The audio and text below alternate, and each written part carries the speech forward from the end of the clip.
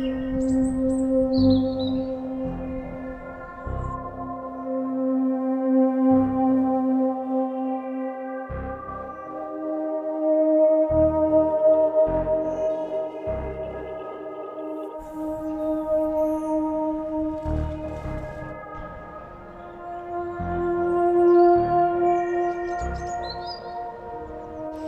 Man in the Cage is a classic modern existentialist SF novel in the manner of Robert Silverberg's Hawksbill Station and Barry N. Malzberg's Astronauts trilogy and The Gamesman.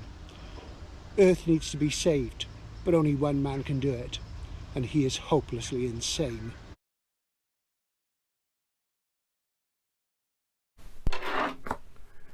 Quick unboxing. The postman's just brought 2 parcels, and I'm not sure what context I'll use this in. You'll probably see it. I may well get another reviews video out before the paperback fair at the end of March. I am coming around from my cold. I'm feeling a bit better, which is good. But let's see what we've got. Okay, so interesting. Right. Donald Mackenzie, Thunderbolt, and that is the sequel to another book which you might have seen in my recent Adam Roberts video, and this is by Donald Mackenzie, who is Christopher Priest, and you might have seen this. This is Harrier by Donald Mackenzie, Christopher Priest, from the 80s, 1983, and I'm going to review that in a moment, I think, to put this into context. And this was the second in the series, and he did these. This was hackwork. He did it for money. I wasn't aware of them until quite recently, and I got this in World of Books. I don't normally ever go there, because 9 times out of 10 you get a piece of crud. And interestingly, this has got a Gateway sticker on it. Remember Gateway? They were like a supermarket, weren't they? 39p. And this was described as like new. Well, you know, for them it's like new, I guess. I'm not dissatisfied with that. I just want it as a reading copy. So I'll review at least Harrier in just a moment. This is a more not a more significant parcel. I don't want to downplay the memory of my great friend Chris Priest, who, as you know, I've been thinking about a lot recently because of his untimely passing. But there's a couple of books in here I've wanted for some time, and my good friend Jim Goddard, Leaky Boot Press and Kerosena, small publisher of your noted SF fan, collector and expert, who I defer to greatly, put me on to this seller, who are online. I'm not going to tell you who they are, because at the moment I'm saving them for myself, because they have a few things that I want, and it has to be said, they're not the cheapest, but there is the odd bargain there. Now this is one of those jiffies that goes everywhere, so bear with me, because we don't want that stuff all over the carpet. This particular seller, they are quite big league, and the trouble with the big league guys is often they tend to overprice things. They are a bit creative sometimes with their descriptions, and you know, the specialists generally a bit better with the accuracy of their gradings. But we'll have a look here and we'll see. Now, this is something I've wanted for years. I finally acquired one. I thought I'd be looking at a paperback at around 40 odd quid from Fantastic Literature, but no. And I'm very pleased with this. This is Barrington J. Bayley, The Seed of Evil. And as you see, it's a hardcover. It's a hardcover first. Yeah, and that was great. Really, really good. And yeah, let's see, it's got a review slip in it. Marvelous. And yeah, this is less than the one on Fantastic Literature, and that's a paperback. So this is a really uncommon book. So this is short stories by Bayley, and I really, really like the Busby livery in this period. So I'm very, very pleased with that. That's fantastic. So I think most of those would have gone to libraries, I imagine. But very uncommon book, never seen one. I'm really pleased with that condition. And it wasn't cheap, but it wasn't as expensive as you might think. So that's great. So I am certainly thinking of patronizing these people again. What else do we have? So that completes my Bayley collection, really, and I'm very pleased with that. I mean, there are some I'd like to upgrade to hardcovers, and yeah, Golanc's Yellow Jacket. A very uncommon book again, and fantastic condition. I'm very, very pleased. This is unfamiliar territory. One of the few Gollancz Yellow Jacket Silverbergs I don't own. It was really bugging me. It's a short story collection. It's in a glassine wrap, and I think you'll agree that's absolutely gorgeous. I know some of you don't like the Yellow Jackets, but the only other one out there that's in decent nick was at a place called Heartwood Books in the USA, and with the postage it was going to be twice as much or more. So I'm really pleased with that. So 2 short story collections in beautiful nick, and that really fills a couple of gaps for me. Fantastic. Harriet is a 1983 novel by Christopher Priest, writing under the pseudonym Donald Mackenzie, and Mackenzie was Priest's middle name. This is the Firecrest Library edition. It was preceded by some months by a paperback edition from Granada, and here is its sequel, Thunderbolt, which I don't think there was ever a hardcover of. One of the most interesting things about Harriet is that you could say it's a techno-thriller, and Chris was always very interested in planes and flying, and you'll see that in several of his novels, including the very final one, Airside. And I read this, and I must say I quite enjoyed it. It's very slim, it's only about 150 pages, and it actually has quite a few affinities with his first novel, In Doctrinaire, which I'm presenting here in the US. Is it Harper and Row? Yeah, Harper and Row edition. And I just wanted to talk about both books because there are those interesting parallels. And technically, Harriet is SF because it's set in a near future. It's unspecified, but it's after the Falklands War, and a new government has come into place in Britain, which is a coalition between Labour and the Conservatives. So it posits the idea that despite the propaganda success and the military victory in the Malvinas, that somehow the Tories come out of power, and the central character is a photojournalist called Wolf. And this has affinities with, of course, the photojournalist character who is the central character of The Glamour, Richard Gray, which Chris would have been working on at about this time. And obviously this was done just for money, but it's more than just a piece of hack work, because as I say, it also refers to earlier work as well. And of course, the Harrier jump jet, as it was called, was something which first appeared in the 1970s. And I recall having a die-cast toy one as a kid, and it was a VTOL craft, vertical takeoff and landing. And this book posits on the idea, and this is classic Technothriller sense, that because of that, it could be used almost like a guerrilla warplane, that you didn't need a huge landing strip, you didn't need a massive airfield to take off for. You could sequester it and hide it away somewhere, and you could effectively do guerrilla warfare with it. And that's really what this is sort of set around. So it does look at the sort of technology, but basically Wolf, the journalist, is sent off to this Latin American country, which is non-existent, and it has a fractious relationship with the country next door. And the host country has recently come out of the Commonwealth and is no longer under British rule. But there is a British military presence there because of activity in the neighbouring country. And a group of revolutionaries, backed by the Cubans from the neighbouring country, decide upon a audacious plan to steal a Harrier and use it for guerrilla warfare, and Wolf is caught up in this. It's quite a fast-paced narrative. There are a number of camera angles from different characters. Surprisingly, there's quite a lot of sex in it, and it's probably in there for commercial reasons. Now, of course, it has become known that Chris wrote some erotic novels for NEL in the 1970s, just to sort of make some money while he did his more serious work. Nothing wrong with that. I have to say, I really enjoyed it.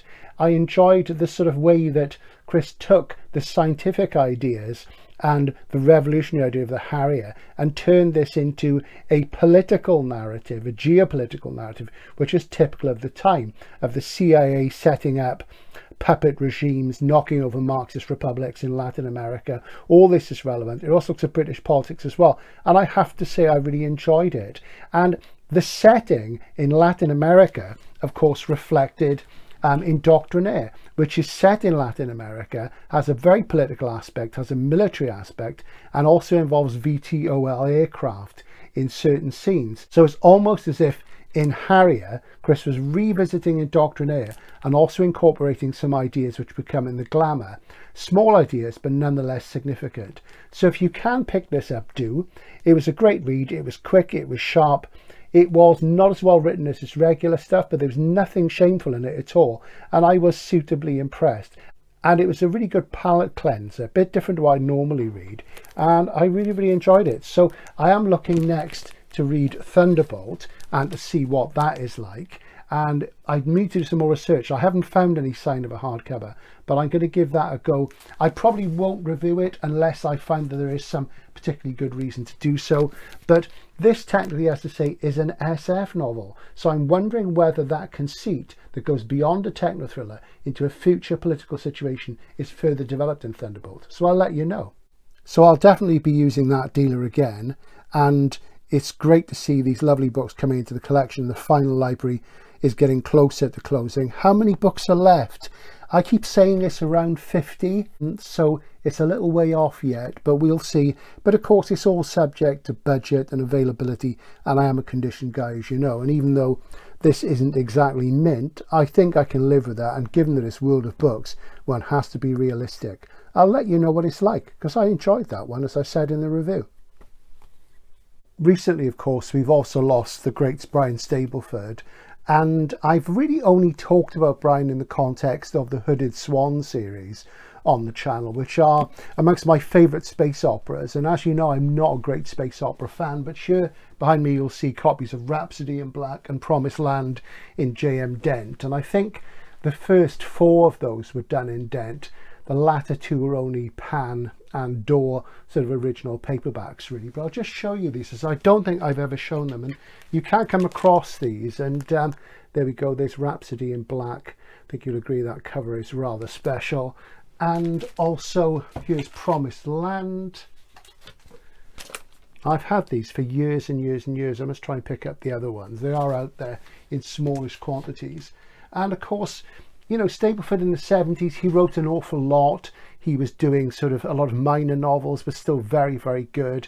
And later on, his critical star rose, even though commercially he never seemed to do that brilliantly. He effectively worked as an academic at Reading University for a long, long time.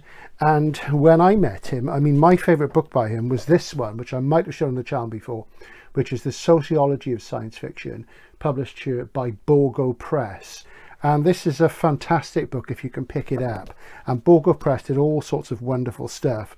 And let's see, when was this published? This was published 1987. And I remember talking to him about this. And that, I think, would have been at the Worldcon in that year. And these are great series. And it looks at all sorts of things. It looks at fandom, the evolution of science fiction as a publishing category, the expectations of the science fiction reader, which is something I'm very interested in questioning all the time, and themes and trends in science fiction. Obviously, this book's very out of date now, but it is well worth reading if you can pick it up. And it would be nice if somebody else did a new study, but somebody who was both an academic and understood genre from within, which Brian obviously did. And, you know, he used to get more acclaim, as I say, later on for books like The Empire of Fear, which is a vampire novel, and for the Angel trilogy, which started with Werewolves of London. But I want to go back today to a book of his which I've had for quite a long time, and it's not that well known. It should be more well known, and as the Encyclopedia of Science Fiction says, it does have sort of similar elements to those employed by Robert Silverberg in some books, and particularly by Barry N. Malzberg in his Falling Astronauts trilogy. And this is Man in a Cage by Brian Stableford. There we go. And this is a hardcover first from John Day. And this is actually an American book. And I'm not sure if there are other editions of this out here, but this is certainly his most ambitious early work. And Man in a Cage, the title, obviously recalls the Robert Silverberg novel Man in the Maze. And there's a lengthy review of that on the channel. It's one of the best Silverbergs, just as Silverberg begins to come into his most creative period. And I would say from the 70s works of Stableford's I've read, this is the least formulaic and the most advanced as literature. And it's really well worth looking at if you like people like Silverberg and Malzberg, if you can get hold of it. Man in a Cage has an interesting, if difficult, structure. It goes through quite a number of chapters, and there are there's sort of like 3 threads, and if I look at the contents pages to try and make that clear in my own mind, there's a series of chapters which are called the Madman's Dance, then there's the chapters called Titan 9, and then there's Cage of Darkness. So you get these 3 formations of chapters, and they're repeated throughout the book, and it's nearly 300 pages long, so it's quite a long novel for its time in his oeuvre. And Madman's Dance is quite surrealistic. It begins very biblically, and throughout this you're trying to work out what's happening, and very often the narrator is cast into strange landscapes, has different communications to different beings, and it does come across as very, very odd and surrealistic, almost like an acid dream. Then there's the Titan 9 sequences, which are the kind of main thrust of the narrative, and Titan refers to a series of starships which are being built on Earth to deal with a particular problem. Then the Cage of Darkness sequences are punctuations, and they sometimes come from other voices. In the first Cage of Darkness chapter, there's a note from the central character's therapist, his psychotherapist, his shrink, and she explains that the narrative you're reading in 2 different pronoun tenses works like this. When the character says I, he is presenting a mask. It is his external self as it is in the real world. And when he says you, he's often speaking to himself. You can't always work out when this is happening or not, and that's what makes it fascinating. So when he uses the pronoun you, he is really speaking to his authentic, alienated self, because this is a man with schizophrenia. Man in a Cage is a sophisticated existentialist narrative, and it shows and appears to tell but doesn't tell, and it doesn't info very much. You do have to wait quite a bit before the plot begins to unfold. Even though the book is cogently written, Stableford doesn't make it easy for you, because you're negotiating the inner landscape, the inner space, and this is where this book is a new wave classic, of a schizophrenic. And the man's name is Harker Lee, which sounds like Harper Lee, of course, the author of To Kill a Mockingbird. One of the questions is how much fun is Stableford having with us when we read this book? And how much fun is the narrator, Lee Harker, having with us as well? And with the people who are reading this document that he's producing. He's a prisoner. Harker Lee is a man in a cage which has 5 gates. He's imprisoned with lots of other psychopaths, and he calls the place Canaan. There is no way out. He is a man who's committed an unspecified crime, and he's being kept in a high security prison with a load of other men who he names, but we never quite learn the exact nature of their crimes. They're hinted at and stated boldly at times, but we don't really know why they're there. And there's not much communication. These guys will never ever get out. But the book begins with Harker being transported in a Chevrolet across America to a secret desert location, to a base where he will work on Titan. Harker is the only man who can save Earth, but he has no moral compass. He is a psychopathic schizophrenic, which is exactly why he's the man for the job. These may seem like spoilers, but I'm going to outline some of the plot for you because it'll make it easier to read the book, because it is very challenging. And if you're not very patient with it, you won't get to the heart of it. The situation is this. Earth, the near future, overpopulation is a major, major problem.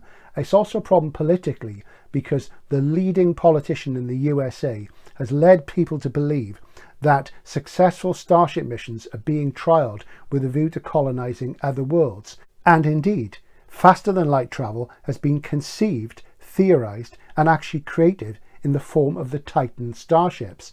Unfortunately, there's a problem. The test pilots on these early missions, where often people are flying at 100 times the speed of light, never come back. They can never ever come back. They are lost in a tachyon shift, and when they do start to come back, they're dead or they're hopelessly insane.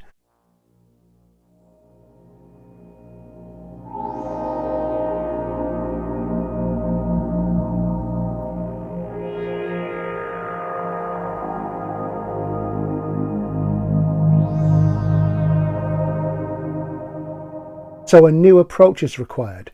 one that needs a man in a cage, Harker Lee, because if the people come back insane and they go out sane, why not send an insane man in their place? He is the only one who can survive.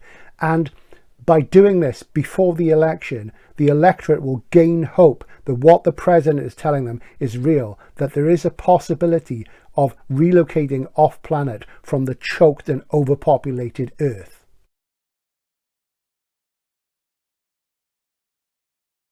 From this very fundamental SF idea, Stableford crafts an existentialist narrative which is the equivalent of Sartre, Camus or Ionesco. I'm not saying it's well written as them. I kept thinking of Ionesco and Camus, and there's a lot of first person stuff. And of course, as I say, when you're first person with Harker, you know, what is he actually presenting? And there's a lot of second person. So is he saying you to himself? Is he saying it to you, the reader? Is he saying it to you, the people who are reading his reports? And it's also a classic prison narrative in the manner of Camp Concentration by Thomas M. Dish.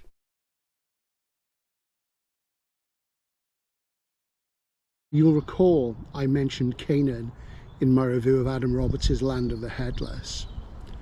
It just comes up again, serendipitously. What does it mean?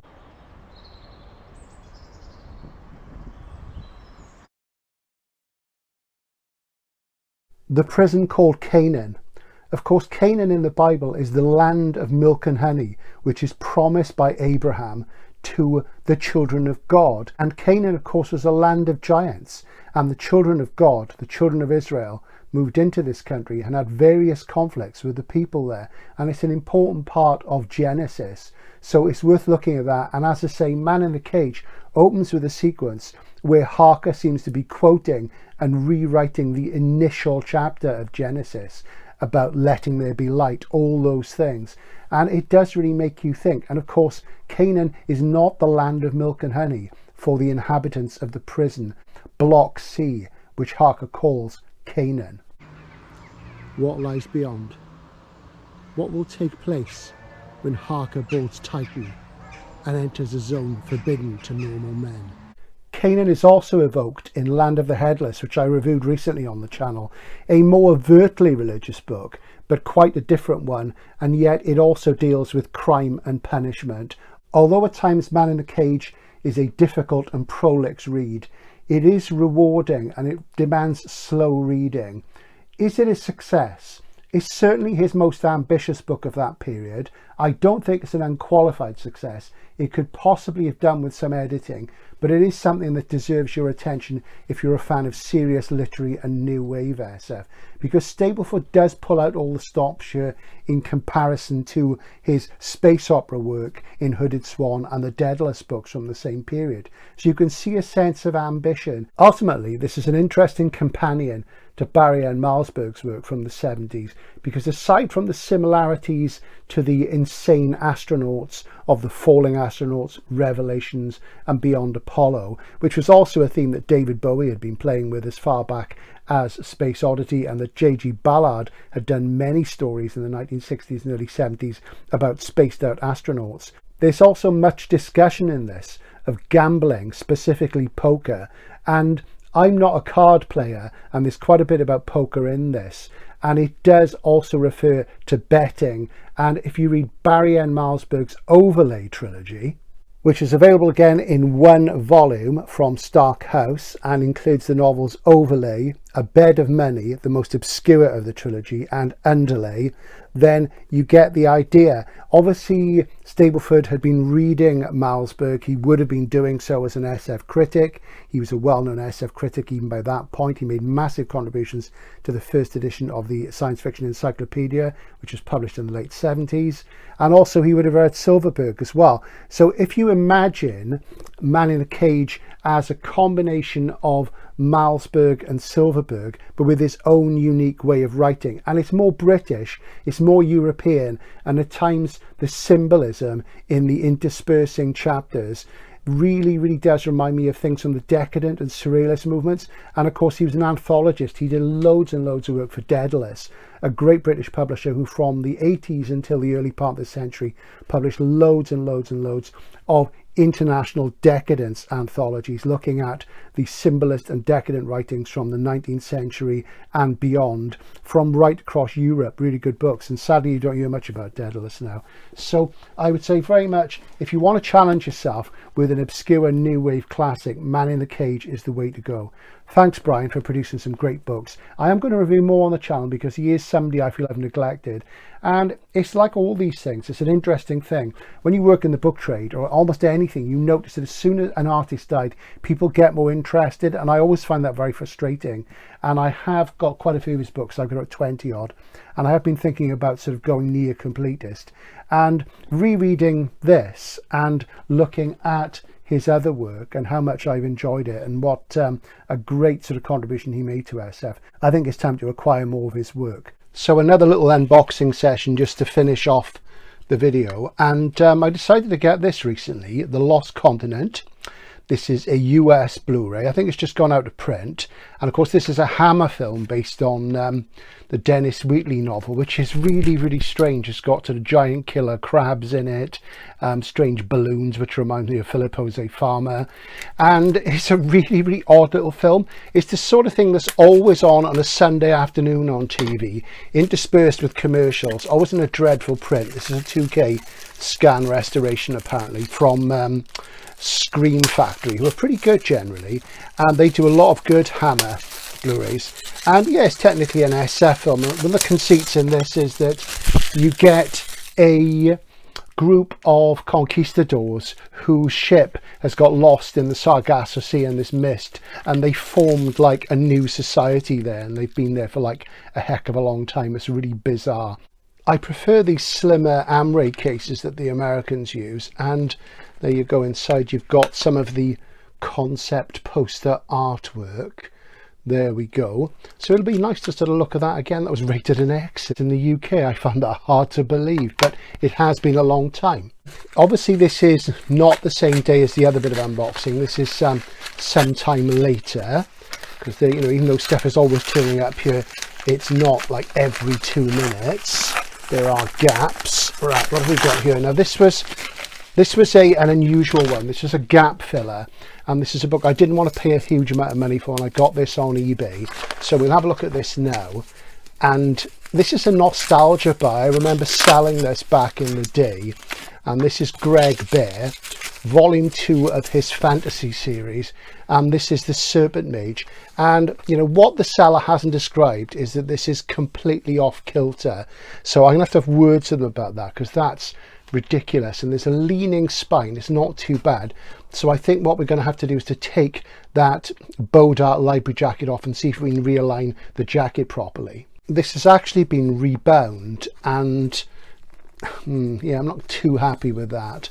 This was about 10 quid, and normally this is a much more expensive book. So yeah, they've taken the library sort of labels off, but yeah, so we'll have to have a look at that so we can do, but they've done a really bad job of aligning the jacket with the Bodart. So let's just have another look at that again. Yeah, what a crap job. See if I can sort that out now. Because the rebinding is different than the original one, that's misaligned the jacket, and whoever put the Bodart on did a really bad job. And they've also trimmed the jacket at the bottom, but this is a collection filler because I have the other one. I didn't want to spend like 50-60 quid on this book, because Bear is somebody I collect up a certain date, but I'm not a massive fan where I have to have every single one. So this almost completes my Bear collection of the early work. There's one more I want. That's probably the worst condition hardcover book I've bought for some time, but I'm going to see if I can do some more work on that. But I think in a way the lean is probably incurable. So let's see what else we've got. This is another parcel from that dealer I showed earlier in the video, and I've gone back to them for a second go. Yeah, first time I was really pleased with the Barrington, Bayley and the Silverberg. So let's see what I've got this time. And I think I'm going to do one more order with them, and then I'll let you know who they are. But thanks again to Jim Goddard for putting these people into my face. So yeah, what have we got? So Ian Watson, God's World, and I do want to be kind of a completist on the yellow jackets of Watson, even though sometimes I find him frustrating. He's always very stimulating, and I've never read this one, his first novel about a space. There you go. So Golanc's Yellow Jacket, when does that come from? Let's have a look. 1979, so that's his first space novel. Very interesting. So that'll go on the TBR. This is really exciting because this is Planet of Exile. These Golanc's Yellow Jackets of Lagan stuff are really uncommon, especially in good nick. And this is the second or the third of the initial Hainish trilogy. Is it the third? I can't remember. And looking at the pricing, I didn't pay that much for it. Yeah. Yes, I think this is the second one, isn't it? Because Rocannon's World is the first one. And then Planet of Exile and City of Illusions. Is it that way round? I can't remember. I've not read them for years, but they're really good. They're like a breath of fresh air. It's like being up a high mountain, and the air is quite thin, but the wind is going, and the sun is shining. There might be a bit of snow on the ground, but it's lovely, and that's the feel of it. And yeah, these are sort of Hainish novels, the earliest ones. And yeah, really like these, but it's years and years since I've read them, so that's nice. So beautiful stuff. Is it obviously a paperback original would have been a first. This is sort of UK first hardcover from 79. So Golanc's was sort of doing things like reissues, which is fantastic. Now I'm very pleased with this because their description suggested it wasn't as nice. And this is Barrington J. Bayley, as you can see, Empire of Two Worlds. And my paperback is now on sale on eBay if you want a paperback, and this again is very, very uncommon. And Ira at SF Words of Wonder reviewed this recently after watching my Barrington Bayley overview video. So if you haven't watched that video, please do watch my overview video as well. And this is a review copy too, so this is a very black anti-heroic one, so I'm very pleased with that. So overall, this dealer have really pleased me. And I do have another Lagan coming in the mail, which I'll show you next time. I think that wraps it up for today's video. Thanks for watching. Hope you enjoyed the reviews. Hope you enjoyed the unboxings. And I'll see you again soon. Bye for now.